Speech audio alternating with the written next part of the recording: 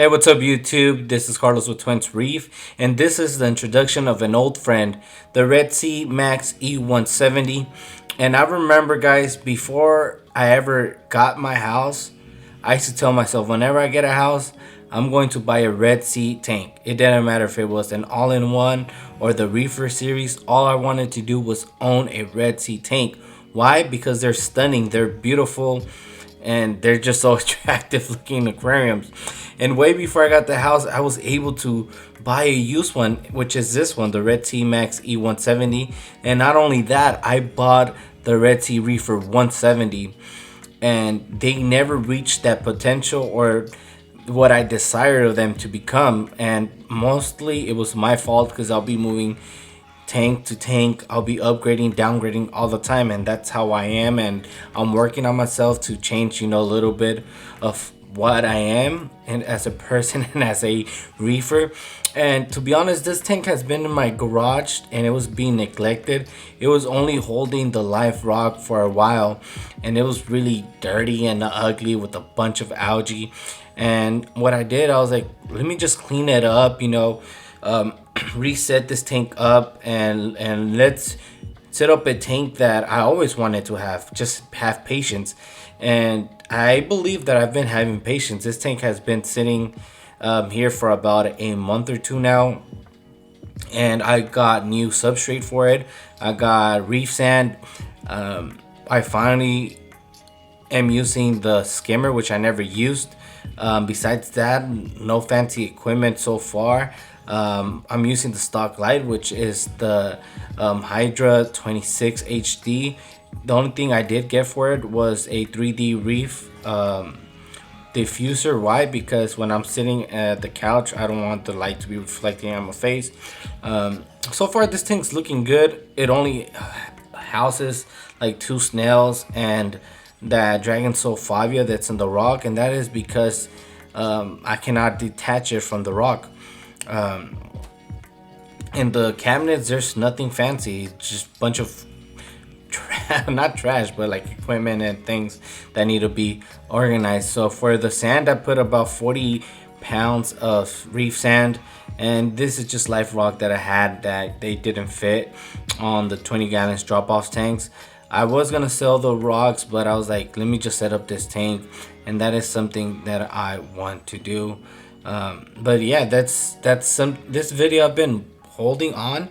I mean, I've been wanting to upload it, but I haven't had time to do it. But this is the time, and this is the video where I just want to let you guys know I'm setting up the Redsea Max E170. I'm taking my time. Everything, as you guys can see, is still on the drop-off innovative marine tanks. And yeah, in the last video I told you guys I was gonna leave these 2 tanks alone, but financially it doesn't make sense. It's just gonna consume more of the electric bill. And what I'm thinking of doing, just moving all my favorite corals. I know I said I wasn't gonna like mess with these tanks and leave them alone because they have finally accomplished that cycle of that new cycle of the tank. But yeah, like I said, I'm going to move my favorite corals to the Redsea Max 170. I think that's the smartest thing to do right now and the most beneficial thing for me to do. Again, this tank has been set up for about almost 2 months, I could say. I'm not like counting time or taking track of time, but I believe this tank has been set up for about two months. So what I'm going to do is move my favorite corals to that tank, corals that I want, corals that I know that are not gonna like grow rapidly, like the hairy mushrooms. They're not gonna be introduced to that tank. GSP neither. Probably like the mushrooms that I love, a couple Euphilia that I see that they're in good condition. And then the other corals, sadly, they're gonna be sold, rehomed, traded. Same thing with some rocks. If it doesn't fit anymore on the Redsea, they're not gonna be going there. Why? Because before I used to set up tanks where it was a bunch of rock in the aquariums, but in reality you don't need that much rocks. How I used to see it is that I used to put a bunch of rocks in the tank because they'll take a lot of room, and I would like the tank to look filled, and that's not the right thing to do. Same thing with corals. I'll get the cheapest corals as long as the tank will be filled up with corals and look like it's been set up for a while, when in reality, how I see it today, I'm just gonna, introduce corals that I want. That way I'll be happy with my tank, and everything that's in there is just things that I want and things that I don't want. I wouldn't want to have something that corals that I don't want in that tank. Same thing with fish. So I'm gonna be really careful on this setup, guys. I hope you guys follow me in this journey of me setting up this tank, which I'm already doing. And corals being introduced. What we'll see what type of corals I'm going to introduce in the future. But the obvious that are going to be introduced first are going to be like the OG Bounce, Sunkiss, the Jawbreakers, the Lactus. Which ones else? Probably some hammers and some octo spawns and frog spawns, and scratch that, not octo spawns. I don't have none yet, but in the future I might. And from the fish, I'm still debating what fish I'm going to put in there, either the black storm or the gold nugget. They're both beautiful clownfish, but I have to choose one because I don't think they're going to be good tank mates, since one is a maroon and the other one's a Ocellaris clownfish. And for sure the mandarin's going to be going in the tank, and the Royal Gourami and the Dotty back as well is going to be going in the tank, which with the other hermit crabs or snails that are still left here.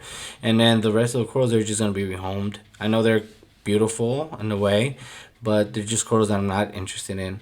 But so far everything has been doing good, guys. I don't know what else to let you guys know in this video, but just sorry, I did say in the last video I wasn't gonna mess with these 20-gallon drop-off tanks, but like I said, financially it makes more sense because they're just consuming more energy and they're taking more space, and me removing those is going to be less of a water change.